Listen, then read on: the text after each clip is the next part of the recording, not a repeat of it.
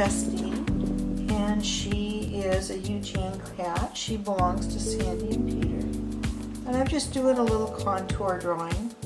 That's where you're taking your colored pencil, and I'm really not looking at the cat. I'm looking at the cat, but I'm not looking at my drawing. So I'm just moving along the contours of her body and hoping that I can kind of get the basics of what she looks like. Contour drawing is absolutely classic, and you notice I'm not using a pen this time. Just drawing, just being kind of gentle about it. And my goal is I'm hoping to kind of get her, a little bit her character. And I want to show you a little bit about how to create texture in the cat's fur. So there's her nose. She's moving, and this is part of what I want you to learn, is that we're working with moving targets all the time. It is never ideal, okay? And I'm going to give you a little bit of her body back here. And part of the reason I'm showing it this way is so I can show you some texture. How to paint fur.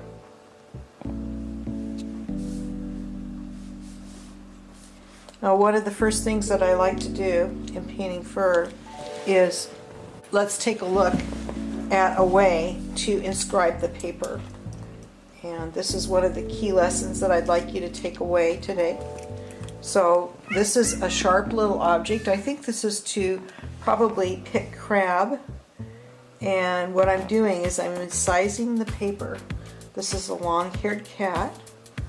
So I'm just creating texture with the incisor.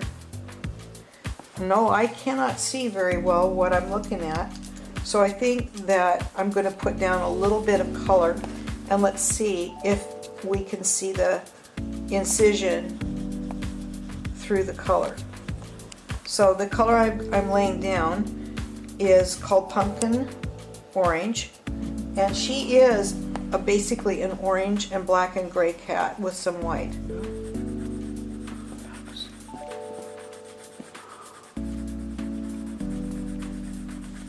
Okay, this color is called chestnut, and as we go over our incision marks, they are much more noticeable as we go darker.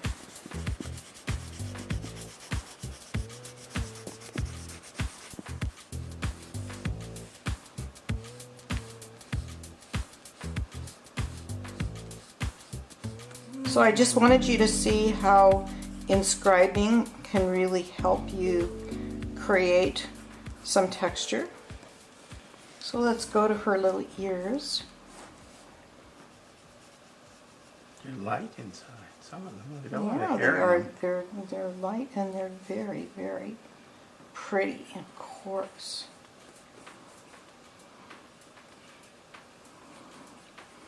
And she has black rimmed ears, and they are not sharp, they actually are rounded. And her little face goes like this. And the whole time I know what this cat feels like, and the whole time I'm just thinking about how her fur feels. This isn't all visual, a lot of this is kind of kinesthetic, and you've got to think about how the animal feels when you pet them. Let's see her eyes. It's a very important part of this. Good girl, good girl, good girl. Oh, pale green.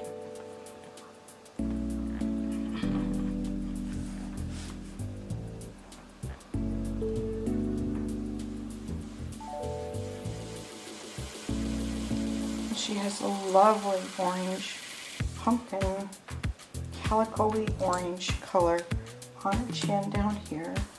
Sort of following the rule of the lightest colors first.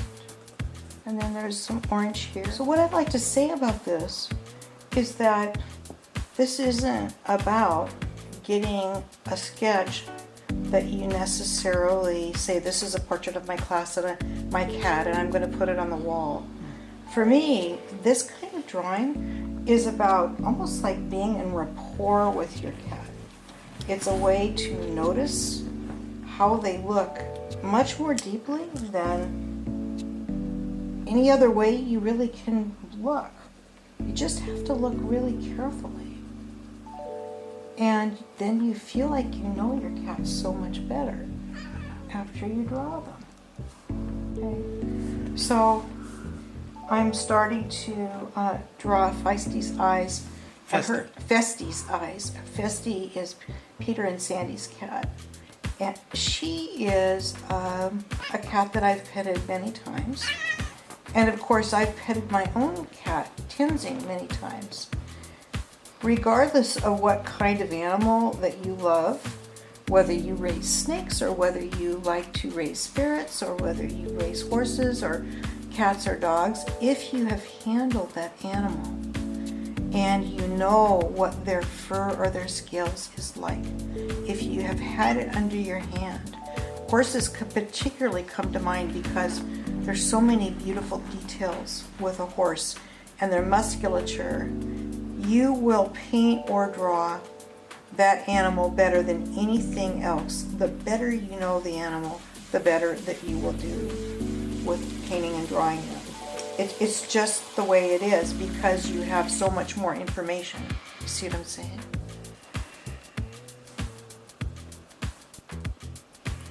So when you're working with texture, a lot of it is intuitive. Formulaic texture looks like hotel room paintings or drawings.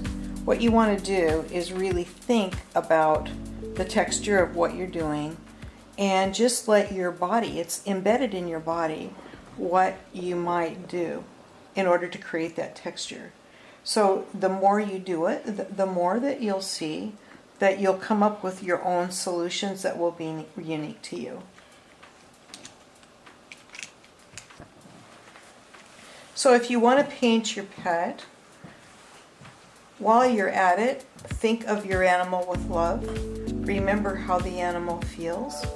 And experiment with all these cool things you can do with inscribing, with blending, and try out all of the colored pencil techniques that I've given you in this course. And have some fun doing it. That's what it's all about, you guys.